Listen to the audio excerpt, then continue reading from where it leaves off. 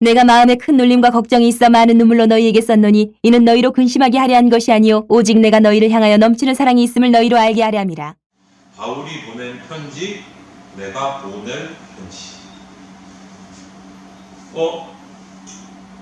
소편지 써본 적 있어요?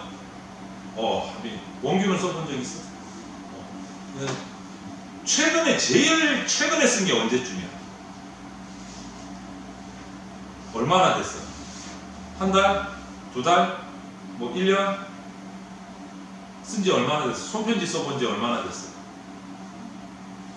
기억이 알쏭달쏭 할 정도로 오래된 거지? 네. 전화가 발달되지 못했을 때 정말 이 편지는 주된 통신 수단이었어요. 소식을 전하는 손편지. 그때 뭐 컴퓨터도 없던 시절이지. 여러분들은 모를 거야. 태어날 때부터 컴퓨터가 있었고 스마트폰이 있었으니까. 그렇던 시절이 있었더랬대. 목사님도 이 정도는 아니었으니까. 그래도 전화는 있던 시절이었으니까. 전화도 한 마을에 전화 한 대 부잣집에 있을까 말까 했던 시절에는 전부 이 편지였어요. 뭔가 소식을 전할 때. 손편지를 써서 우체통에 넣고 그게 또 며칠 지나서 가고 뭐 이런. 그러니까 보내고 답장을 받고 그러려면 빨라야 한 10일 이상 걸리는 시대가 있었어요. 그리고 이제 그런 이제 여러 가지 얘기들을 보면 글을 잘 몰랐던 그 부모님이 계시던 그때 시골에서 일하시는 분들, 자녀들이 이제 타향살이 하면서 부모님에게 편지를 써서 보내면 글을 모르잖아. 못 읽어. 그러면 우체부 집배원 아저씨가 읽어달라 그러면 뜯어가지고 읽어주기까지 해야 되던 시절. 할아버지 할머니가 글을 모르시니까 아들 편지 읽어주고 이랬던 시절. 또 뭐 전화 여러분들이나 이제 젊은 때 조금 올라오면 연애 편지 주고받고 그런 시절이 있었고. 그러니까 이 손편지가 정말 한 땀 한 땀, 한 줄 한 줄이 정말 소중한 사연들이고 기다리면서. 근데 이제 불쩍 뛰어서 지금 오늘날로 오면 마음만 먹으면 뭐 전화할 수 있고, 그것도 그냥 걸어가면서 무선전화 스마트폰이 있으니까 유선도 아니고, 거기다가 그것만 해, 그것조차 안 되면 이제 문자, 카카오톡, 이메일, 뭐 각종 SNS 뭐 얼마든지 이제 주고받을, 빨리빨리 실시간으로 즉각 소식을 주고받을 여러 가지 도구들이 생긴 시대를 지금 우리가 맞이하고 살아가는 거예요. 그런데 있잖아요, 이렇게 편리하게 마음만 먹으면 즉각 누워서도 뭐 화장실에 앉아서도 소식을 보낼 수 있는 이 시대가 될수록 더 안 좋은 일도 있다, 폐해가 있다. 오히려 너무 많은 소식이 너무 편리하니까 상대방의 글을 소중하게 생각하지 않거나, 잘 알지만 악플을 달아가지고 사람을 괴롭히거나 이런 일들이 벌어집니다. 한번 생각해봐. 목사님이나 부모님이나 이렇게 장문의 문자를, 카톡을 막 보내는데 웃음 2개 띵 이렇게 답해 본 적 없어요. 상대방은 막 몇 줄을 보냈는데 나는 이모티콘 하나 띵 이러본 적 없어. 하빈이 하빈이는 그래 정성스럽게 답을 달아. 아주 잘하는 거야. 원규는 있지? 아마도 뭐 그거는 그래도 양반이지. 악플은 아니니까. 악플 달아서 요즘에 뉴스도 몇 번 봤죠, 그죠? 막 자살하는 사람까지 생기고 악플 때문에. 여러분, 이제 우리 다음 주면 추수감사주일이에요. 추수감사주일이라서 전체 예배를 드릴 건데, 아침에 전체 예배를 드릴 건데, 추수감사주일은 이 그리스도인 기독교인에게 있어서는 한 해의 거의 끝자락의 감사절이기 때문에 한 해를 돌아보면서 감사하는 주일이에요. 하나님께도 감사하고, 주변에 나를 이제 은혜를 베풀어줬던 부모님이든 선생님이든 이렇게 주위 친구들 이렇게 감사의 표현을 하는 날이 추수감사절이에요. 영어로는 뭐라 그래? Thanksgiving Day. 이렇게 미국에서는. 아마 이런 날 우리 기념하면서 이번 한 주간 손편지를 쓰면 진짜 대박이고 너무너무 감격할 거고, 상대방이 부모님이 됐든지. 여러분 한번 손편지 쓰는 걸 권하는데 정이 안 되면 카톡이나 문자로도 그냥 찔끔찔끔 한 줄 말고 정말 정성스럽게 부모님에게, 아니면 뭐 정말 자기를 도와줬던 선생님이나 친구들에게 이렇게 감사의 한번 소식을 전하는 그런 한 주간이 됐으면 좋겠어요. 너무 중요하거든요. 손으로 쓰면 정말 최고고. 근데 오늘 이 얘기를, 편지 얘기를 하는 이유가 뭐냐면, 바울 얘기를 해요. 사도 바울 자주 하지만 사도 바울이 이 편지를 많이 적은 선지자예요. 사도요. 어느 정도냐면 사도 바울은 사도 바울이 좀 대머리였거든요. 편지를 많이 썼는데 그 편지 글이 성경으로 들어왔어요. 하나님이 성경으로 사용하셨어요. 그러니까 그냥 대충 적은 편지가, 찔끔찔끔 적은 개인적인 편지가 아니라는 거지, 그지? 성경이 됐으니까. 성경이 전체 몇 권이지? 이제부터 외워. 66권이에요. 자, 따라해봐.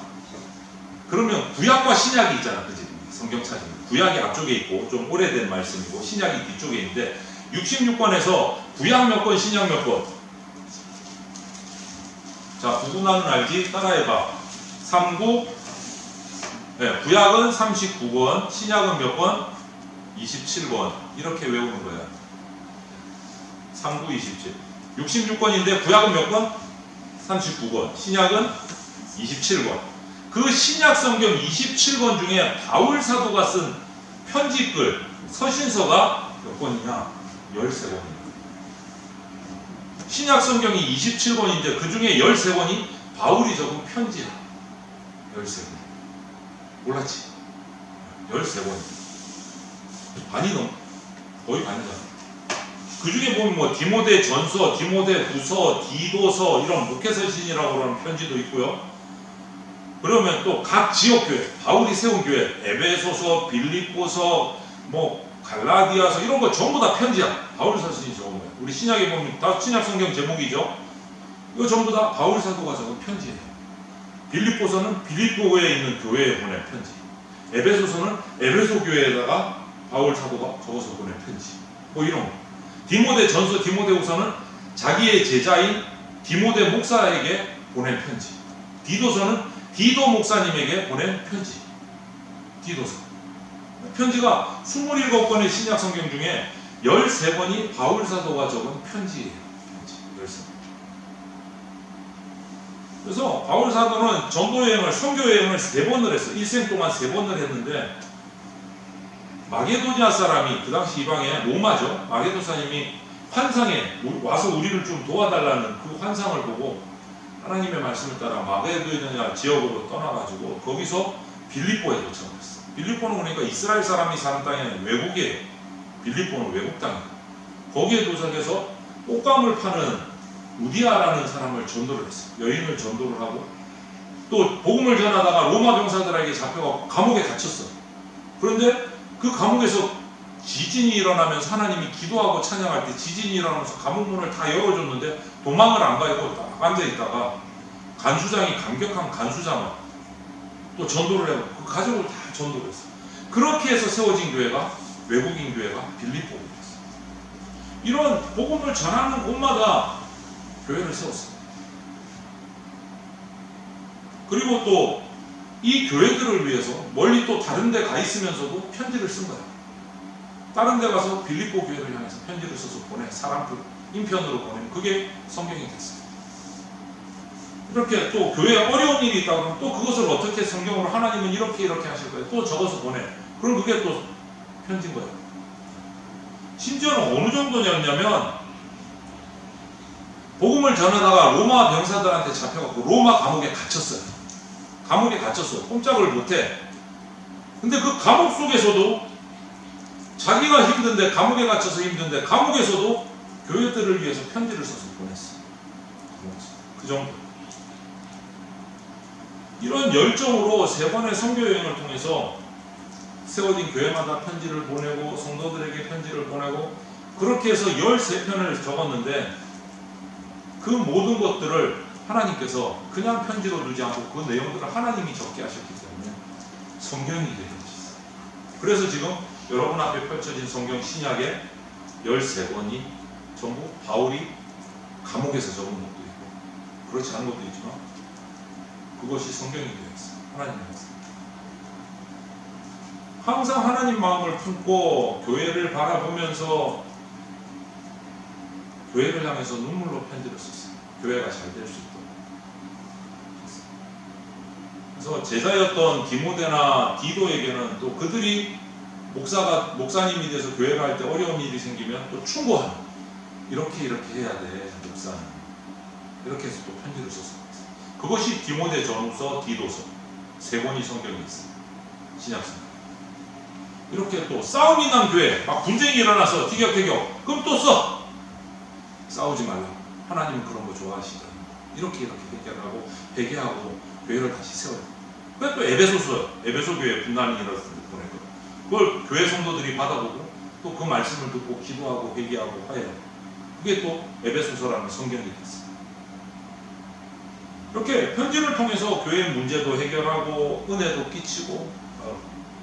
여러분, 그래서 우리는 바울의 이런 모습들, 편지글들을, 서신서를 보면서 저나 여러분들이나 그리스도인으로서 신앙생활을 하는 가운데서 어려운 일이 분명히 생길 거다. 우리가 인생 살아가면서 그런 어려운 문제를 만났을 때 어떻게 해야 되나, 그거를 오늘 우리가 기억을 해야 돼. 어떻게 해야 될까? 어려움이 생겼을 때 어떻게 해야 될까? 바울이 쓴 서신서를 쭉 보면 공통점이 있어요. 어려운 교회에 쓴, 어려운 일을 당한 성도들에게 쓴 서신서를 쭉 읽어보면 결론은 뭐야? 어려울 때 하나님의 말씀을 더 깊이 듣고 읽어라. 어려울 때일수록. 어려울 때일수록 하나님 말씀을 읽어야 그 어려움을 헤쳐나갈 수 있는 지혜를 얻을 수 있다. 말씀의 순종이다. 그렇게 적혀 있습니다. 여러분, 성경에 내가 이렇게 말하니까 목사님 그러면 성경만 읽으면 모든 문제가 다 되나? 성적에 관한 문제, 대학 선택과 진로에 관한 고민들, 우리 가정, 내 개인적인 인간관계, 이게 다 그렇게 일일이 다 기록되어 있지는 않아요. 성경에. 그렇지는 않아요. 그러나 사도 바울과 같은 마음을 품고 성경을 읽고 하나님이 원하시는 것이 무엇인지 알기 위해서 기도하고 묵상하면 하나님께서 성령님을 통해서 우리에게 지혜를 주신다. 해결할 지혜를 주신다. 말씀을 묵상하고 기도할 때 지혜를 주세요. 그래서 항상 사도 바울은 어려운 일이 생긴 성도에게, 어려운 일이 생긴 교회에 편지를 쓸 때 꼭 그것을 빠뜨리지 않습니다. 하나님 앞에 기도하고 말씀 읽고 묵상, 말씀해 주십시오. 우리에게도 똑같은 방법이 적용돼요. 여러분이 어려운 일이 생기고 화나는 일이 생기고 힘든 일이 생겼을 때, 걱정 근심이 생겼을 때 뭐를 제일 먼저 해야 되느냐? 성경을 펼치고 묵상하고 기도해야 돼요. 그러면 분노가 사그러져요. 그리고 지혜가 생겨요. 근데 제가 여태껏 수련회라는 거 친구들 수련회 가보면 이렇게 말하는 친구도 있어요. 그렇게 내가 막 얘기를 하고 설교를 하면 하나님이 나에게 원하시는 것이 원규야 너는 이렇게 해, 이렇게 콕 집어서 말해주면 좋겠대. 콕 집어서 하빈아 너는 이렇게 하면서 이렇게 살아야 돼, 이렇게 정확하게 말씀해 주시면 좋겠대. 그렇게 말하는 친구를 몇 명 본 적이 있어요. 그러면서 하나님이 성경 말고, 성경은 다 읽으니까 귀찮으니까 기도할 때 탁 이렇게 말씀을 해주시면 좋겠대. 하빈이도 그런 생각 해봤어? 그런데요, 성경이 기록되기 이전에는 하나님이 필요한 선지자들에게 그렇게 말씀을 해서 전달하게 해주셨어요. 성경이 없기는, 그때는 책이나 글이 없었던 시절이기 때문에 하나님이 한 선지자를 통해서 하나님의 말씀을 전달하게 하셨어요. 구약시대. 그런데 성경이 적혀지면서 더 많은 사람들에게 하나님 말씀이, 성경이 쫙 전파되면서 이제는 그 하나님의 음성이 성경에 다 기록되어 있어. 그래서 성경을 꾸준히 읽고 묵상하면, 그리고 기도하면 그 가운데서 주시는 음성들이 깨달아지는 거예요. 깨달아지는 거예요. 그래서 특별히 다 성경 다 중요하지만 우리 청소년 청년들에게 제가 읽고 예전에 필사도 청년들 하라고 막 했었던 이유가 거기에 더 와닿는 말씀들이 많기 때문에. 그게 뭐냐? 잠언이에요. 잠언은 정말 우리 가운데 좋은 말씀들이 있어요. 여러분들이 다 아는 지혜의 대왕이라는 솔로몬이 하나님의 음성을 듣고 쓴 책이에요. 성경입니다. 잠언을 읽어보면 정말 도움이 되는 말들이 더 많아요. 여러분들이 쉽게 이해할 수 있는 일들이 말들이 더 많아요. 그래서 잠언을 꼭 한번 여러분들 더 깊이 읽어보세요. 성경 전체를 묵상을 해야 되지만 여러분 이렇게 성경의 모든 게 이미 다 기록되어 있어요. 굳이 말씀하시지 않아도 그거는 성경이 어떤 시절에 말씀하신 거고 지금 우리에게 성경책을 주셔서 안 했다. 여기 하나님 말씀이 들어 있어요. 여기에 모든 게 들어 있어요. 여러분이 성령님을 의지하고 성경을 읽으면서 기도를 하면 묵상을 하면 여러분의 어려움 아니면 여러분의 생각들에게 필요한 문제를 해결할 지혜를 주세요. 지혜. 그래서 말씀이 중요합니다. 그래서 주일날만 와서 목사님한테 그냥 1시간 예배드리면서 말씀 듣는 걸로 끝내지 말아요. 그래서 매일매일 큐티책을 펼쳐서 그날 말씀을 읽고 기도하고 묵상하라는 거예요. 저는 경험했어요. 어쩔 때 묵상할 때는 새벽에 아침에 일어나서 묵상을 하고 그 말씀을 다 묵상을 하고 학교를 갔는데 그런 일이 생기는 거예요. 이미 말씀해 주실 때도 있어요. 아침에 새벽에 큐티했던 말씀이 학교 가니까 그런 일이 벌어지는 거예요. 깜짝깜짝 놀랄 때가 있어요. 깜짝깜짝 놀랄 때가 있어요. 그래서 매일 말씀을 조금씩 묵상하는 거죠.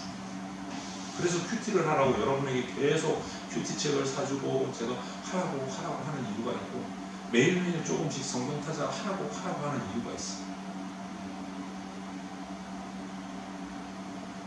그렇게 하나님 뜻대로 살아가기를 소망을 하고 고민하면서 살아가면 여러분 세상을 향해 여러분이 하나님의 편지입니다. 여러분이 그렇게 살아가는 모습을 보면서 예수님을 모르는 사람들이 예수님을 봐요. 와, 원규가 저쪽 교회 다녔는데 와, 뭐가 좀 다른데 이게 느껴질 때가 우리가 그렇게 살아가요. 그게 편지야. 손편지보다 더 중요한 건 뭐지? 삶으로 보여주는 편지. 그게 저와 여러분들이 보낼 편지 같아요. 우리 삶을 통해서 예수님을 보여주고 하나님을 나타내고 선한 영향력을 흘려보내는 편지가 저와 여러분들이에요. 하나님의 사랑을 흘려보내고 하나님의 기쁨도 흘려보내고 감사도 흘려보내고 그래서 아까 서두에 말씀드렸지만 이번 한 주간 손편지 쓰면 너무너무 좋겠고 아주 최소한 카톡이라도 여러분 주변에 이번 한 해 동안 1월달부터 이제 몇 달 이제 11월 벌써 이제 오늘 12일이면 11월도 거의 반 다 갔잖아요. 이제 한 달 반밖에 안 남았어. 2023년 한 달 반밖에 안 남았어. 그리고 1년의 마지막 감사주일이 이 추수감사주일. 성탄절이 지나면 감사주일은 아니고 추수감사주일. 이번 한 주간 생각해 보면서 여러분들 뭐 학원 가느라 공부하느라고 바쁠 수도 있겠지만 짬을 내서 한 해 동안 감사했던 분들 아니면 감사했던 친구들한테 문자라도 손편지는 최고고 이렇게 감사의 마음을 전할 수 있는 이 한 주간이 되면 좋겠어요. 한번 잘 생각해 보시고 이렇게 감사의 마음을 표하면 여러분도 뿌듯해도 여러분도 고마워서 마음 행복해서 이렇게 감사의 편지, 여러분의 삶의 편지가 되고 감사를 그냥 지나쳐가는 그런 친구들이 되지 않으면 좋겠어요. 그래서 하나님 말씀 묵상하면서 우리가 앞에 선배들, 신앙 선배들의 본보기를 따라가면 언제든지 여러분을 보고 여러분의 후배들이, 동생들이 하나님을 만나고 그들이 여러분을 통해서 하나님 앞에 나오게 되는 그런 기적들이 일어날 겁니다. 그래서 여러분들 꼭 이번 한 주간 감사의 뜻을 전하고 감사의 표현을 할 수 있는 그런 친구들이 되고 감사의 편지를 몸으로 표현하는 친구들이 되시길 바랍니다. 함께 기도드리겠습니다. 하나님 감사합니다. 사도 바울을 통해서 또 많은 선지자들을 통해서 성경을 하나님의 말씀을 남겨주셔서 우리가 그 편지의 말씀 붙들고 지금 이렇게 천국의 소망을 가지고 하나님의 백성으로 살아가게 되었습니다. 주님 감사를 드립니다. 이제 추수감사절을 한 주일 앞두고 이 2023년 살아온 한 해를 되돌아보면서 우리가 감사할 수 있는 그러한 우리들이 되게 하여 주시옵소서. 주님 욕심보다는 내게 주어진 것들을 감사할 수 있는 삶을 살게 하시고 그 감사를 표현하며 나눌 수 있는 우리 친구들 되게 하여 주시옵소서.